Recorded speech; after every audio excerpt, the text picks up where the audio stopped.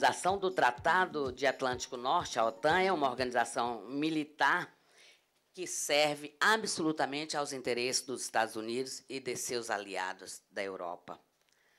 Tem desempenhado um papel na Guerra Fria e, em segundo, com a destruição, o destroço do socialismo na União Soviética e em leste europeu, busca jogar um papel importante como uma força militar de reordenamento do mapa político e nesse cenário do mundo unipolar.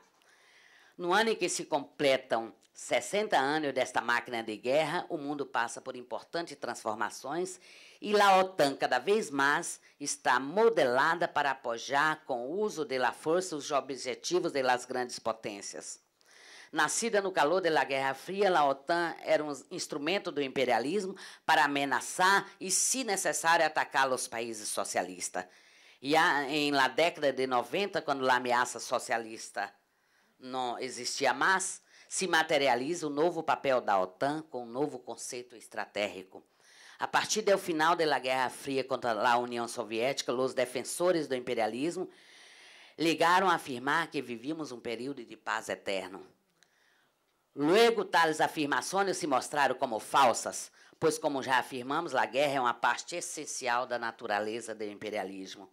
As grandes potências, encabeçadas pelos Estados Unidos, buscaram, desde logo, abrir caminho para este, aproveitando o vazio político deixado por o desmembramento da União Soviética, com o objetivo de controlar as imensas fontes de energia, gás e petróleo, e, ademais, as rotas e fluxos comerciais existentes nas áreas dos Balcãs da Ásia Central.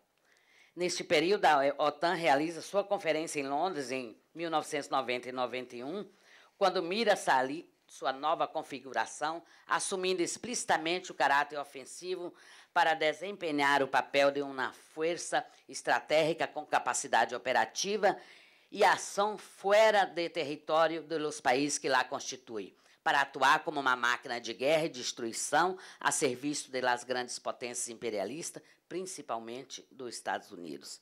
Este período se caracteriza, companheiros, por a expansão da OTAN, com a participação de alguns países que tomavam parte do Pacto de Varsóvia, realizando alianças com países fora do âmbito geográfico da aliança, como é o caso do Conselho de Cooperação do Golfo e o Diálogo do Mediterrâneo. A fase piloto dessa transformação teve como cenário a região dos Balcãs, especialmente a partir dos bombardeios e da invasão e destruição da Iugoslávia. A OTAN começa a expandir militarmente sua área de influência hasta as fronteiras da Rússia.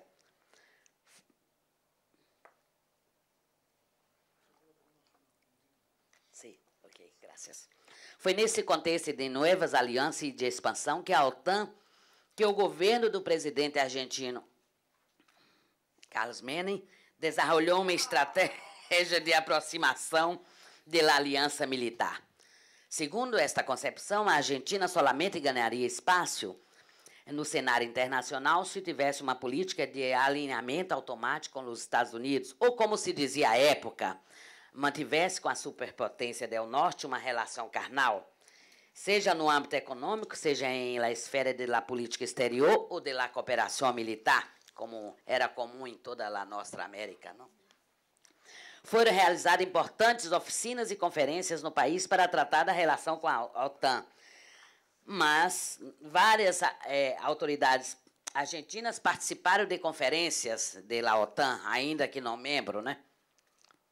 Foi nesse contexto que a Argentina foi levada a ser o único país da região a enviar tropas para a Primeira Guerra do Golfo. Mais tarde enviou para a chamada Força de Estabilização em Bósnia e Herzegovina, que era a força de ocupação da OTAN em o conflito dos Balcãs, em 1996. Também foi nesse contexto que o presidente norte-americano Bill Clinton declarou que a Argentina era um aliado extra-OTAN, buscando trazer a influência para outros continentes. A OTAN, nos últimos anos, tem realizado esforços para aproximar-se novamente da região. Desde sua configuração como aliança militar com desafios globais, uma espécie de xerife do mundo, creio que o importante é contar com algum tipo de presença em nossa região.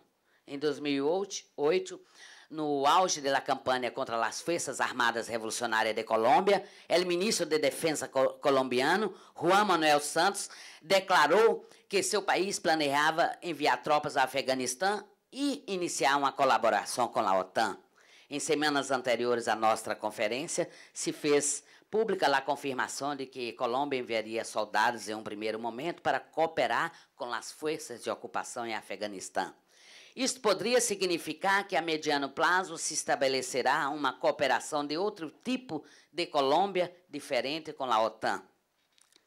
Em outra via que segue sendo estudado com menos êxito é a partir de Portugal, envolver a comunidade de países de língua portuguesa em las manobras da OTAN. Isto, segundo o comando da aliança, lhe daria uma projeção de ação a ambos os lados do Atlântico.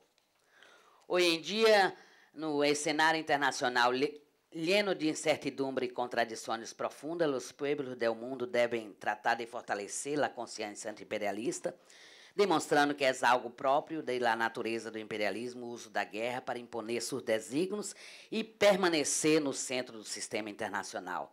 A OTAN completa seus 60 anos de existência, devemos ter em conta que os câmbios que estão sendo operados no seio desta aliança militar destinada a fortalecê-la como instrumento privilegiado das incursões do imperialismo contra os pueblos do mundo.